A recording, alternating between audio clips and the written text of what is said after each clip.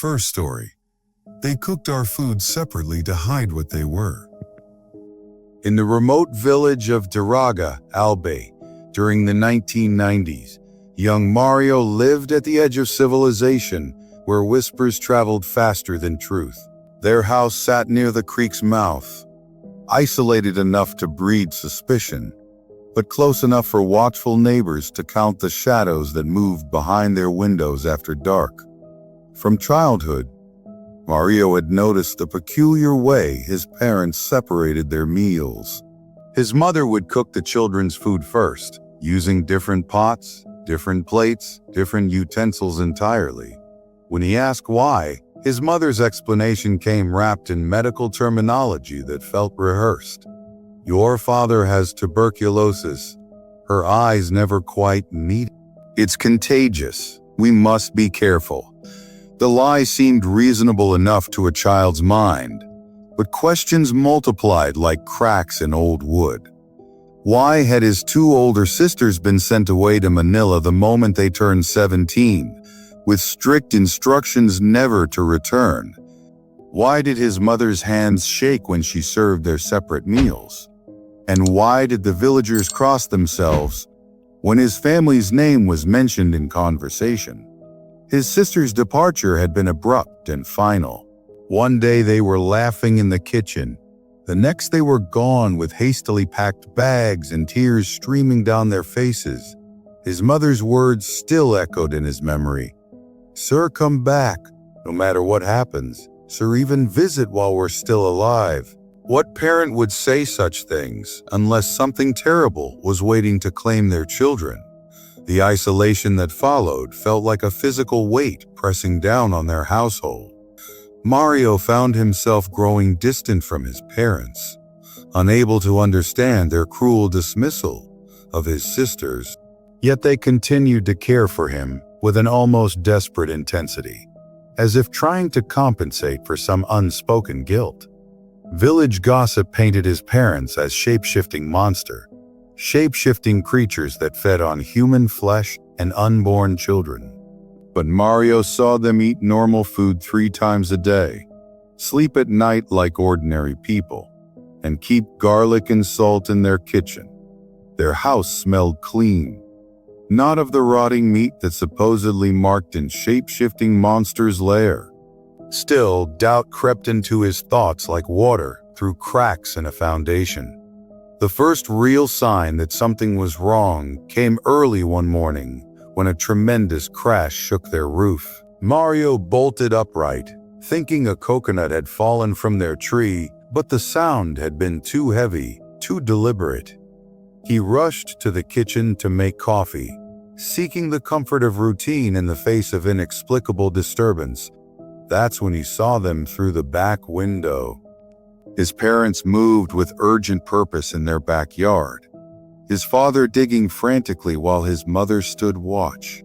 Between them lay the carcass of what looked like a large dog, its body twisted in unnatural angles. The sight sent ice through Mario's veins, but it was their behavior that truly frightened him. The way they worked with practiced efficiency, as if they had done this many times before. His mother's voice carried on the morning air, sharp with reproach. "You can't keep bringing these animals to the house. What if Mario finds out what we've been hiding all these years?" His father's reply came harsh and urgent. "Keep your voice down. Someone might hear."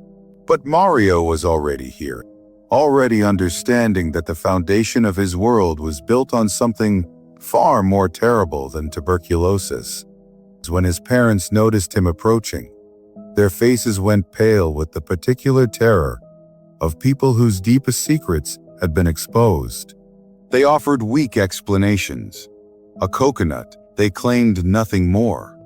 But Mario had seen enough to know that coconuts don't bleed, and they don't require burial in hastily dug graves. The revelation that had been building for years finally crystallized when Mario confided his suspicions to his only friend, Elias. The boy's reaction confirmed what Mario had been dreading. The entire village whispered about his parents' true nature. and only Elias's family had shown them any kindness. But even that fragile alliance was about to shatter in the most horrific way possible. The confrontation came without warning. Mario was walking home when he heard shouting from the direction of his house, voices raised in rage and grief. He broke into a run, his heart hammering against his ribs as he recognized the voice leading the angry chorus. Mr. Ricardo stood outside their gate, wielding a machete knife with trembling hands, while tears of fury streaked his weathered face. Behind him gathered other villagers, their expressions a mixture of fear and bloodlust that made Mario's stomach clench. "Bring out your father." Ricardo screamed at Mario, his voice cracking with emotion. "Let me show him what I found." The words that followed hit Mario like physical blows. Elias's mother, Madame Martha, had lost her unborn child, miscarried in agony after experiencing sudden inexplicable pain. Witnesses claimed Mario's father had been seen walking past their house just before the suffering began. And in the minds of the villagers, the timing was no coincidence. Mario looked desperately at his friend Elias, searching for support, for the assurance that their years of friendship meant something. But the boy couldn't meet his eyes, couldn't speak a word in defense of the family that had always treated him with kindness. When Mario's father emerged from the house, the man seemed to have aged years in the span of hours. His hands shook as he faced the crowd, but there was something else in his expression, a resigned acknowledgement that this day had always been inevitable. "I was with my wife all morning," his father said quietly. "We were together the entire time. I had nothing to do with what happened to your wife." But truth had no power against grief and superstition. Mr. Ricardo's rage only intensified, his threats growing more specific and violent, until neighbors had to physically restrain him from attacking Mario's father with the blade. The crowd eventually dispersed, but not before Ricardo delivered a chilling promise.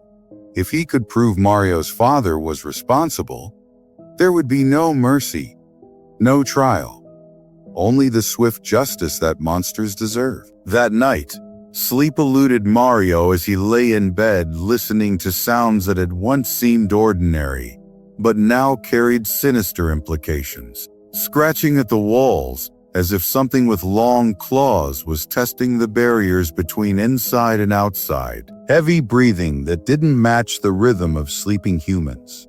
And underneath it all, a wet, tearing sound that made his skin crawl. When he finally worked up the courage to investigate, what he found in their kitchen would haunt him for the rest of his life. Two figures crouched in the darkness, their backs turned to him as they fed on something that gleamed wet in the moonlight. The sounds of their consumption filled the air. The crack of bones, the ripping of flesh, the satisfied grunts of creatures satisfying an inhuman hunger. But it was when they turned toward him that Mario's world truly collapsed.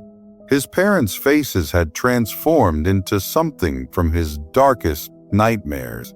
Their eyes glowed red in the darkness, and their mouths were stained with blood that looked black in the pale light, filtering through the bamboo walls. Hair hung in wild tangles around features that seemed stretched and distorted, more animal than human. Between their claws lay the remains of what might once have been a dog, or something else entirely. Something that had been alive and terrified before it became their midnight meal. Mario tried to scream, tried to call for help, but his voice had abandoned him completely. He could only watch in paralyzed horror as the creatures that wore his parents' faces continued their feast, occasionally glancing at him with expressions that suggested they were deciding whether he should be next. The spell broke when one of them, his mother, he thought, though the transformation made identification nearly impossible, began to rise from her crouch. Mario's survival instincts finally overcame his shock. and he fled back to his room, barricading the door behind him with furniture that suddenly seemed pathetically inadequate. Morning brought a facade of normalcy that felt more terrifying than the previous night's revelations. His parents sat at the breakfast table looking perfectly human, asking about his sleep as if they hadn't been feeding on raw flesh just hours before. But when Mario described what he had witnessed, their inability to meet his eyes told him everything he needed to know. The confession, when it finally came, was delivered with the weary resignation of people who had carried an impossible burden for too long. His father was born shape-shifting monster. His mother had chosen to become one out of love, allowing herself to be infected so she could be accepted by his father's supernatural family. They had moved to Diraga, hoping to live peacefully, feeding only on stray animals and wild creatures from the mountains, never harming humans. "We sent your sisters away to protect them," his mother explained, her voice hollow with grief. "When they reached the age of transformation, I began to feel urges, commands from something dark inside me telling me to pass on our curse. We couldn't risk them becoming like us." The revelation explained so much. The separate meals, the isolation, the villagers' suspicions. But it also raised new horrors. If they truly only fed on animals, then who was responsible for the recent attacks on pregnant women? Who had caused Madame Martha to lose her child? The answer came a month later, when another pregnant woman in the village began experiencing the same mysterious pains. This time, however, her husband was prepared. He had summoned a folk healer, a traditional healer, who set protective wards around their home and waited for the real predator to reveal itself. The creature they captured in the crawl space beneath the house was not Mario's father, but an ancient crone who had been hunting in their territory for years. She was the same elderly woman Mario had seen talking to Madame Martha, the one whose strange stare had made him so uncomfortable. Under interrogation, she confessed to a string of attacks on expectant mothers, feeding on their unborn children through dark magic that caused miscarriages and stillbirths. The revelation should have vindicated Mario's parents, should have cleared their names and restored them to the community. Instead, the damage was already done. The villagers had made up their minds, and truth was less powerful than fear. Mario's parents made the decision to move deeper into the mountains, where their hunger wouldn't threaten innocent people, and their presence wouldn't poison their son's future. They gave him to his mother's trusted friend, reuniting him with his sisters in Manila, where the three siblings could begin to heal from the trauma of their supernatural inheritance. Years passed before Mario learned of his parents' deaths. They had been found in their mountain hut, their bodies showing no signs of violence or disease, just the peaceful end of creatures who had grown too tired to continue fighting their own nature. But the story's end brought no closure, only new questions that would follow Mario for the rest of his life. Elias eventually apologized for his family's accusations, admitting they had been quick to judge based on fear rather than evidence. Yet Mario could never fully trust him again, knowing how easily friendship could crumble under pressure. The real tragedy wasn't that his parents had been monsters. It was that they had tried so desperately not to be. They had sacrificed their children's love, their community's acceptance, and ultimately their own lives in an attempt to suppress the darkness that lived within them. But in the depths of certain nights, when the wind carries whispers through the trees and shadows move without explanation, Mario sometimes wonders if their sacrifice was enough. Cause, after all, he is their son, and some inheritances run deeper than blood or choice. Some hungers, once awakened, never truly sleep. They simply wait for the right moment to remind their hosts what they truly are. Second story. He didn't want it to eat her. He wanted her to watch.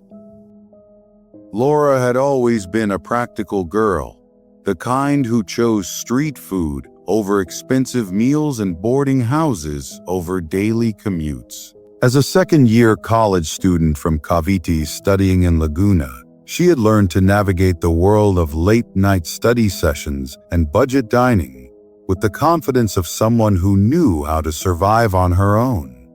But some hungers, she would discover, were never meant to be satisfied. The boarding house sat on a quiet street, lined with similar structures, each filled with students chasing degrees and dreams. During her first week there, Laura had noticed the sounds that drifted through her window each night. The slow, deliberate squeak of wheels rolling across uneven pavement, accompanied by the metallic clatter of cooking equipment. The sounds always came around midnight, when most students were either asleep or buried in their books. Being a light sleeper, these nocturnal disturbances pulled her from rest with annoying regularity. She would lie in bed, listening to the cart make its rounds, wondering who would be buying street food at such an ungodly hour. Her question was answered on a Tuesday evening as she walked home from class. The familiar squeaking sound grew louder as she approached her street, and there he was, a tall, gaunt man pushing a wooden cart laden with the tools of the battered quail eggs trade. Deep bowls of orange batter sat beside a vat of oil that bubbled and hissed over a portable burner. But it was the vendor himself that made her pause. His smile when he noticed her looking seemed painted on, a rigid stretch of lips that never reached his eyes. Those eyes held something that made her skin crawl, a recognition that felt impossible. She knew that face, had seen it somewhere before, though she couldn't place where or when. Despite the unease that settled in her stomach like cold stones, hunger won out over intuition.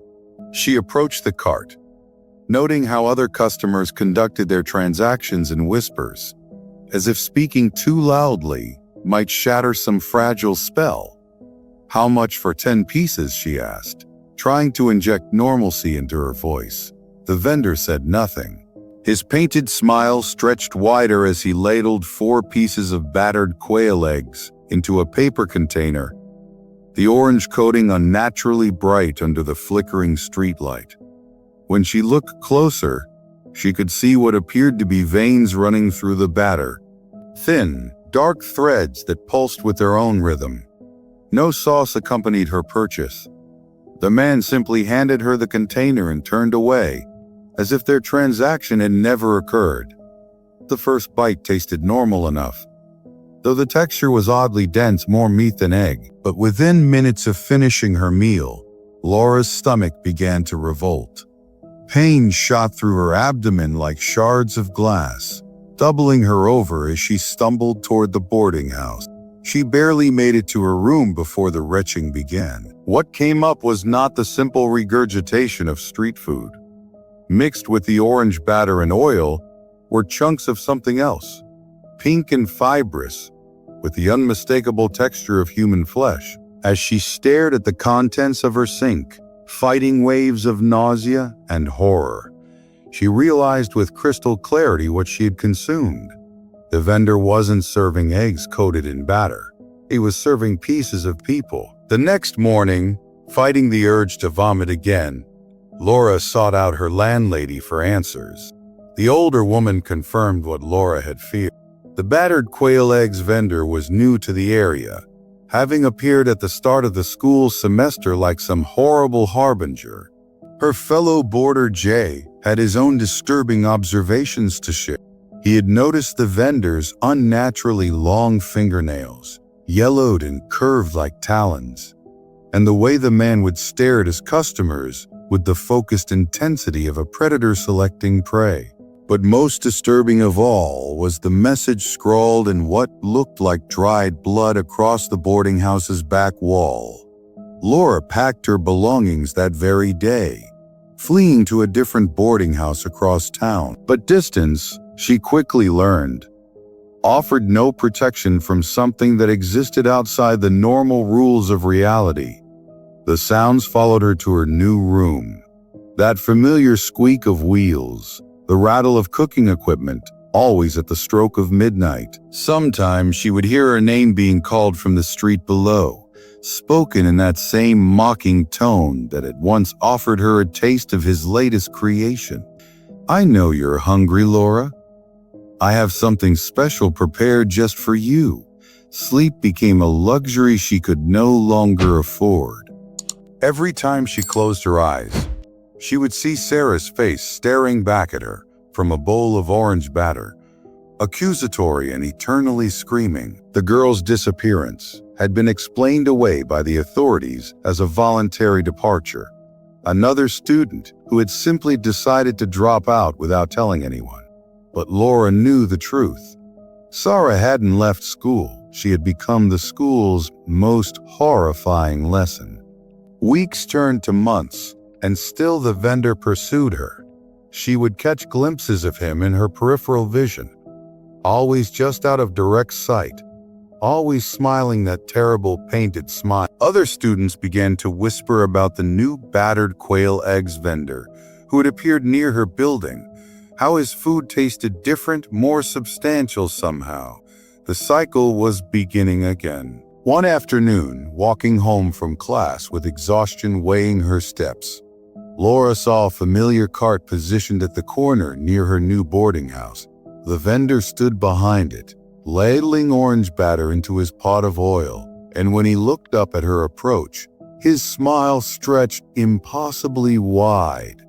But this time, she noticed something that made her blood freeze in her veins. He looked exactly the same as he had months ago. Not similar, identical. The same height, the same gaunt build, the same desiccated skin and black eyes. Even his clothes were unchanged, as if he existed in a state of perfect preservation, untouched by the passage of time.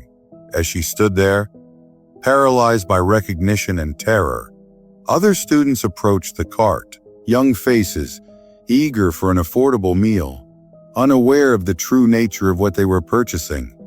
She watched in horror as they bit into their battered quail eggs, chewing and swallowing without recognizing the taste of human flesh that she knew all too well. The vendor's eyes never left her face as he served his customers, his smile growing wider with each transaction. He was feeding them pieces of people, just as he had tried to feed her, just as he had fed her that first terrible night when hunger had overcome caution. And she realized, with a clarity that felt like ice water in her veins, that she had become part of his collection, not a victim to be consumed, but a witness to be tormented. He wanted her to watch, to know what was happening, to carry the weight of that knowledge like a stone in her chest. The vendor raised one hand in a grotesque parody of a wave, his fingernails catching the late afternoon light like yellowed claws. His mouth moved, forming words that she could read on his lips, despite the distance between them. "Do you recognize me now?" And in that moment, she did recognize him, not from recent memory, but from something deeper and more terrible. He was the face that appeared in the corner of every nightmare, the shadow that moved when shadows shouldn't move, the hunger that could never be satisfied because it fed not just on flesh, but on the corruption of innocence itself. As darkness settled over the city and students continued to line up at his cart, Laura understood that she would never truly escape. She was marked now, claimed by something that existed in the spaces between the living and the dead, forever bound to witness the feeding of an appetite that grew stronger with each soul it consumed. The battered quail eggs vendor served his customers with mechanical precision, each piece of battered flesh a small act of communion with the darkness that had spawned him. And somewhere in the shadows of memory, more faces waited to be recognized. More victims whose disappearances had been explained away, whose flesh now served as sustenance for the endless hunger of those who still walked among the living.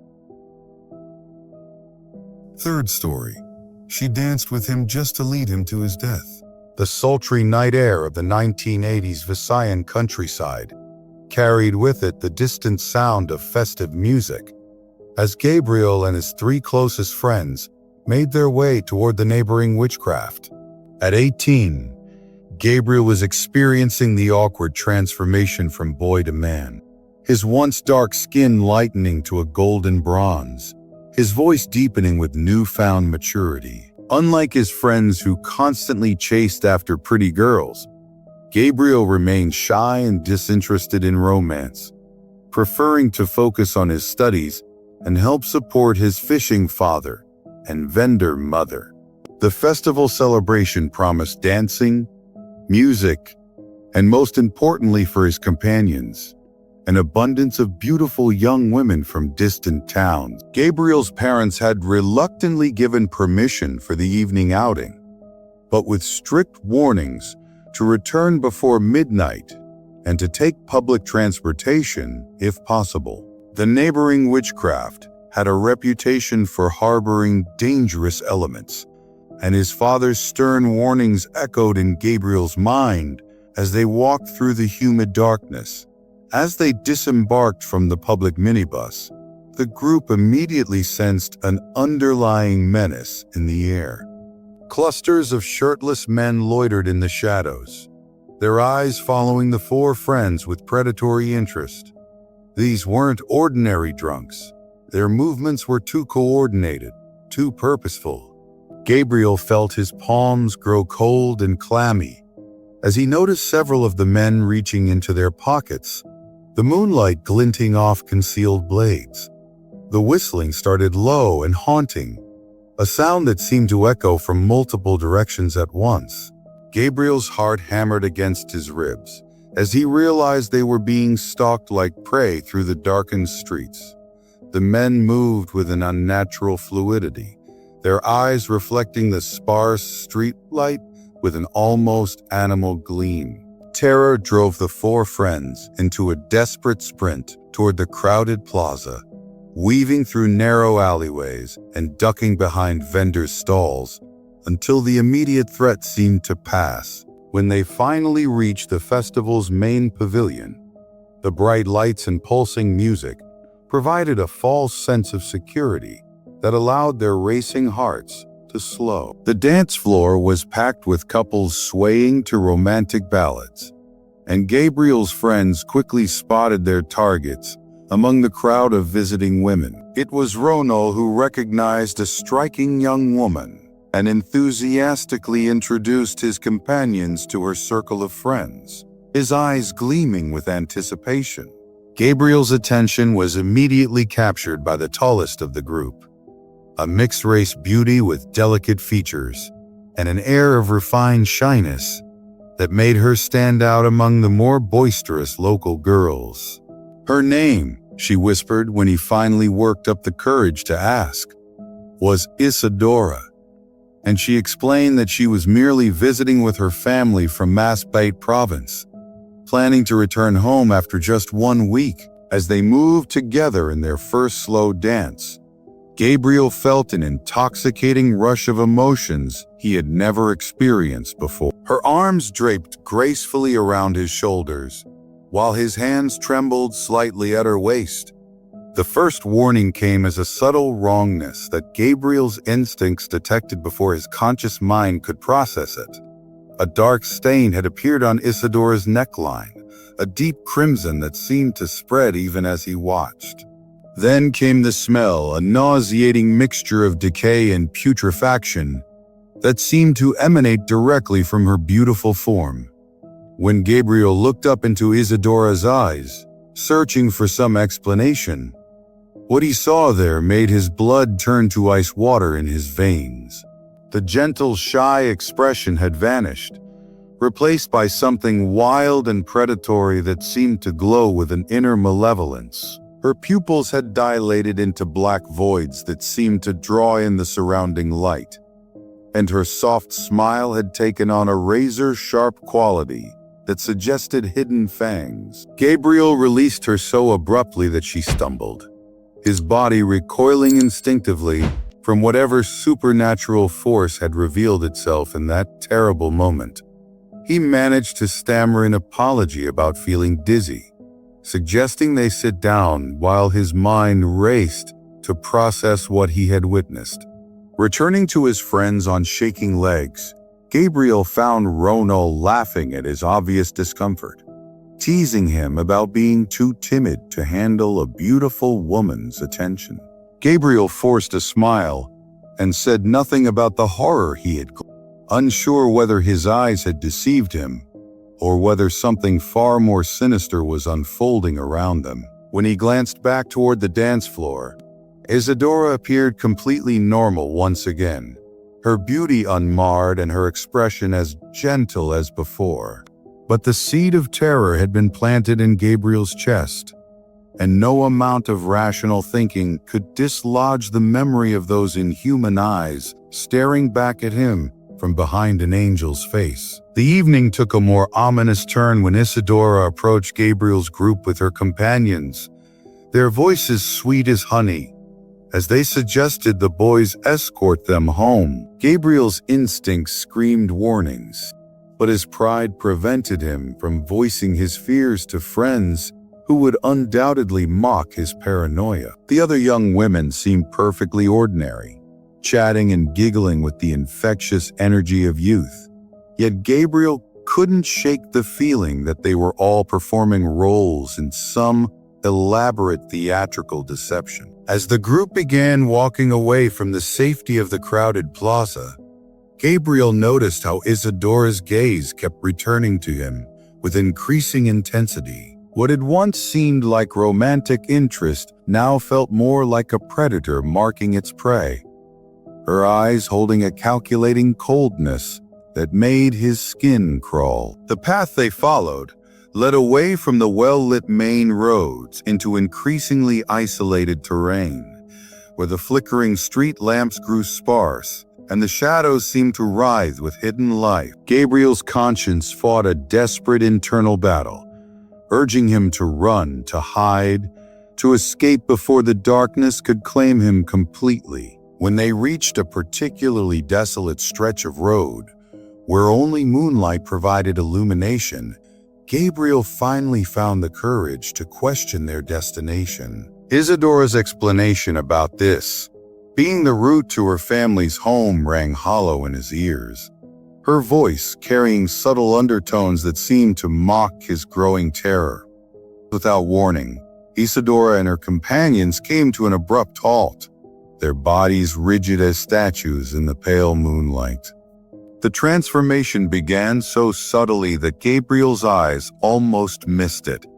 A slight elongation of shadows, a barely perceptible shift in the atmosphere that made the air itself feel thick and predatory. Then the men emerged from the darkness ahead of them, their naked torsos glistening with an oily substance that might have been sweat or something far more sinister. Their hair hung in wild, tangled masses, and their movements carried the fluid grace of jungle predators who had spotted their next meal. Gabriel's world collapsed into nightmare as one of the creatures approached Isadora with obvious familiarity, addressing her as sister and congratulating her on successfully luring fresh victims into their trap. The terrible truth crashed over Gabriel. Like a freezing wave, they had been marked from the moment they entered the neighboring witchcraft, led like lambs to slaughter by a beautiful face that concealed something utterly inhuman.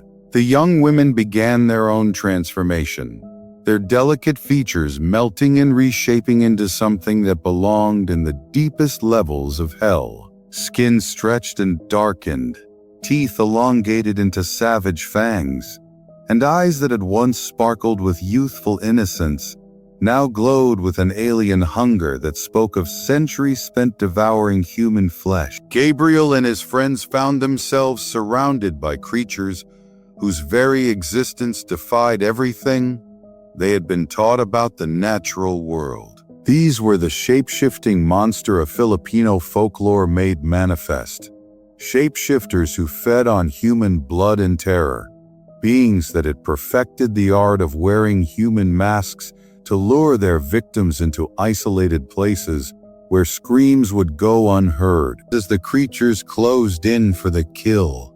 Their movements coordinated with the practiced efficiency of a pack that had hunted together for decades.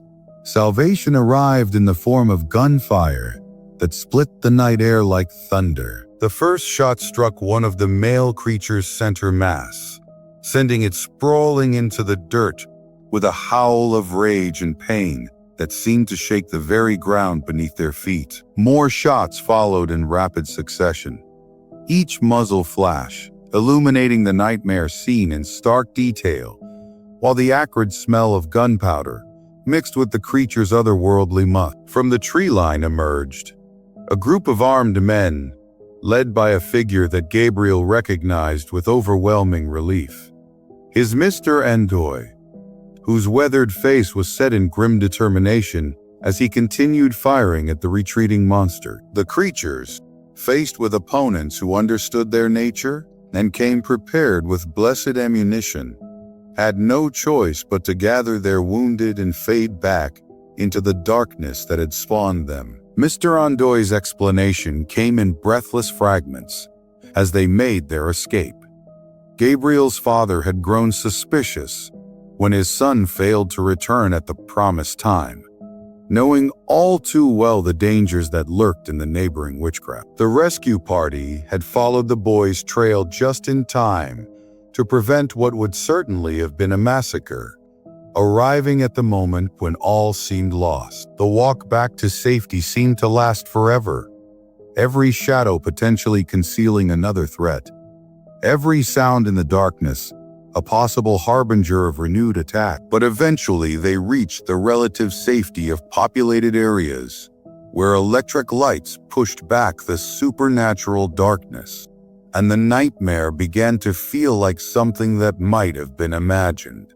Years passed before Gabriel found the courage to return to the cursed witchcraft, and even then, it was only at the insistence of his college friends, who swore the place had been transformed by modernization and development. The old stories of shape-shifting monster and supernatural predators were dismissed as backward superstition by the younger generation, who saw progress and education as shields against the darkness their grandparents had feared.